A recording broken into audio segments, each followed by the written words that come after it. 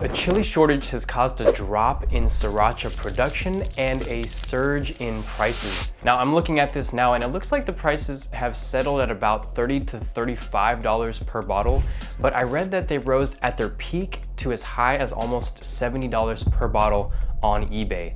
Now this begs the question, why don't people just buy alternative hot sauces or even sriracha-type competitors? So if you look at Amazon, prices for similar products are selling for a third or maybe even less than the original sriracha, and yet this market clearly exists on eBay. Now this video isn't actually about hot sauce. It's about looking at a real world example of the power of brand on a business, and in this context, an e-commerce business or a physical product business. And in this video, we're gonna talk about how you can and should do the same for your business, and in particular, your e-commerce business. See, right now, e-commerce owners are feeling the pressure of everything happening in the economy, and I just hosted a state of the industry with the upper heads of Empire Flippers, and I wrote up an industry report to show where all of the different business models are now compared to over the last several years. And no doubt, we've seen a sharp decline in e-commerce from now compared to 2020 and 2021. And this is just reflecting that things aren't as easy for e-commerce owners as they were just a couple of years ago. But our marketplace also shows that despite the state of the economy, there are definitely still those who are crushing it. So the question is, who is winning, who out there is defying this trend, and who is continuing to sell well? And probably most important to this video, what could you do to emulate that in your own e-commerce business? Now this also applies to other business models like content sites, and I'll talk about examples of that later on, but first let's start with e-commerce. So let's talk about what branding actually is and how it's relevant to you as an e-commerce owner. So we just had a live discussion with Jungle Scout about how to win on Amazon FBA, and one thing that they discussed is that they're seeing business owners focusing on brands when building businesses as opposed to just selling disparate or individual physical products. And it's also one thing that buyers are looking for when considering buying an e-commerce business or an Amazon FBA business. That's great, brand this, brand that, but what is branding and what does building a brand actually look like? So Marty Neumeier, the author of the famous marketing book Zag, he said on the Future channel with Chris Do that a brand is a result. It's a customer's gut feeling about a product, service, or company. A brand is a reputation. And Alex Hormozi, a successful entrepreneur and a very quickly rising influencer in the business space, said something along the lines of, brand is what people say about your business when you're not listening. I think that's an important point here, that successful branding is unforced or incentivized. It's different from, say, an affiliate link or you getting something in exchange for providing a review or talking about the brand or promoting the business. So it's the resultant feeling your customers have with your products and your business, and it's your reputation. So what are some real world action steps that you can take to where it's likely that you're creating that result for each customer who interacts with your business? Or in other words, what is a well-branded business? To answer that from our area of expertise as an online marketplace that vets online businesses, I'll summarize some of the characteristics of businesses on Empire Flippers to where we've described those businesses as well-branded. Now there are two major results that you're trying to get through being well-branded. The first is that customers are buying your product. They love the product so much that they would buy it again. So that's the first part. And the second part is customers telling other people within their circle about your product or service.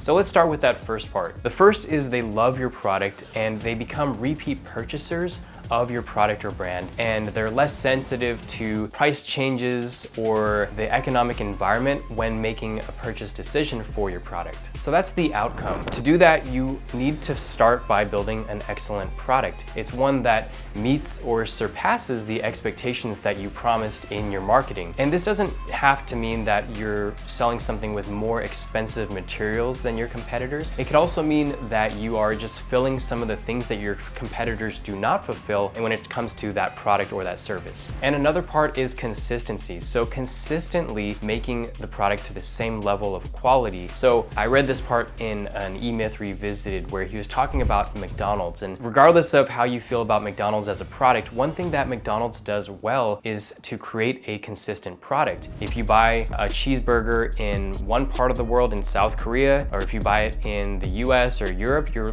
likely going to get the same product, and people have come to be able to trust that they're getting that same product. But every time 100% getting the same level of quality isn't always realistic. There are manufacturing error rates, there are shipping delays, there are things getting damaged during the shipments. That's kind of the reality of running an e-commerce business. So to follow up with that, that's your next opportunity or your next branding opportunity, which is to have a strong support operation and really just an unexpectedly delightful experience when it comes to helping your customers. So having a strong support system in place means first that you're accessible, meaning when customers reach out to you, you are providing a response in a timely manner. That's the first part. And then your actual support operations or your support policies. So how are you resolving their issues? Is it part of your support policy to provide an immediate return or replace the product quickly? Pretty much how are you resolving the customer's issues? So that's part one of the how to get people to feel positive about your product and become the returning customers. Now the second part is getting your customers to tell other people about your business. So this next part is about your reputation. It's about getting your customers to talk about your product or your business within their inner circle without your incentivizing. Now, as I mentioned before, there's a different feeling that you get when somebody tells you about a product by sending you an affiliate link versus just telling you about the product or brand because it comes up organically in a conversation. Now, an important note here, something that's well branded does not need to be incentivized. So doing this successfully means you are being promoted without providing the incentivization. So something that's well branded means you are being promoted without you prompting or incentivizing people to do so. Now, important note here, just because it is unincentivized or unprompted doesn't mean that you can't position your business in a way that makes it more likely that those organic exchanges occur. There are certain levers that you can pull to exert control over this area, and this can look like creating things that are conversation worthy or improving your accessibility. So here are a few ways to accomplish getting people to talk about your business in a positive way. The first part is executing well on part one. So that is creating that excellent product, that excellent experience, and creating a positive reputation for yourself. Because you can have the best marketing in the world, you could exist across a lot of different platforms, but if you don't have that first part down, then you won't be creating a positive experience or positive reputation for yourself when people do talk about your business. Now, the second part here is to create newsworthy content that people would want to share and potentially position yourself with that topic. Is there a problem or a topic that people are discussing right now or something that people care about, and do you have a solution to that problem? And then the third is, can you make this content more shareable and more likely to be shared? So as an e-commerce owner, can you write something in the form of a blog post, a podcast episode, an email from an email newsletter, a YouTube video, a TikTok video? Now, GoRuck I'll use as a recent example of this. So GoRuck sells products for rucking, which is essentially hiking with a weighted backpack. So my friend actually recently sent me a Tim Ferriss podcast interview where Tim had a discussion with a doctor named Peter Attia about how to live healthier for longer into life, so pretty much aging gracefully. And he talked about how rucking is a great low impact exercise to maintain lean muscle for that problem, which is aging gracefully. So problem is aging gracefully, and solution, which is rucking. And then he talked about how GoRuck had the best products for rucking, and this was unaffiliated, organically brought up in the conversation, and it was recorded on a podcast episode that was then shared with me via a link. Now, this may not apply to every product, and maybe your Amazon FBA business is still pretty small to where it wouldn't be brought up in a podcast, but you could still use this basic formula, for example, on on TikTok or YouTube to get in front of people and assist in conversations happening about your product. Now, I'm starting to mention a lot about content here, and this is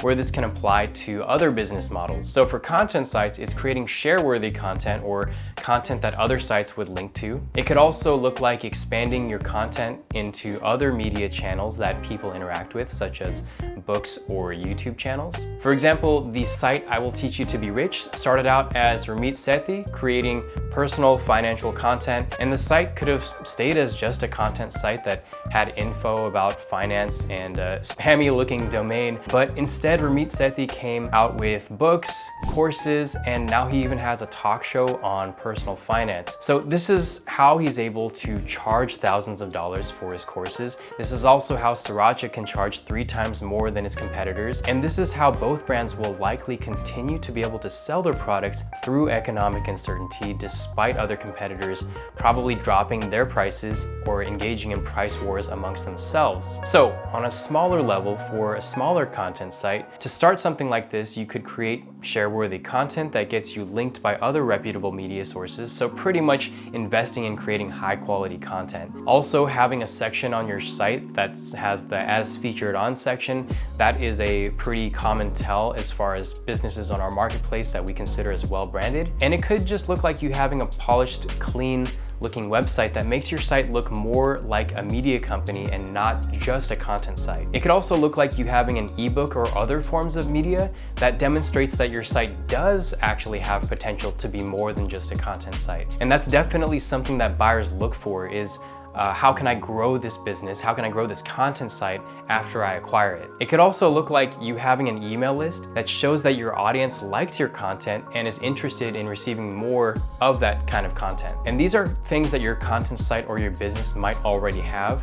You might already have newsworthy content that you wrote up that you could potentially share. You might already have an email list that you're not monetizing that you can build out in order to demonstrate that you are more than just a content site or more than just an e-commerce business or just selling products. So to recap, of the things that you have control over when it comes to creating a strong brand, here are some of the major areas that you can control. First is making good things, whether that's product or content, consistently. Next is having excellent support in instances where things don't go as planned, and this is specific to e-commerce. Next are creating opportunities for people to talk about your business. And then fourth is making that content shareable. Now this might sound basic, and that's because it's not new, but if you do these things and you do them well, you might have a very valuable business and a very sellable business if you did ever want to exit. Now, if you do want to implement some of these strategies building up to an exit, then I highly recommend that you discuss this first with our exit advisors. The calls are free and they could potentially be game-changing for how you choose to build your business over the next 12 to 18 months. And if you want to learn about the reasons why business owners fail to sell their business,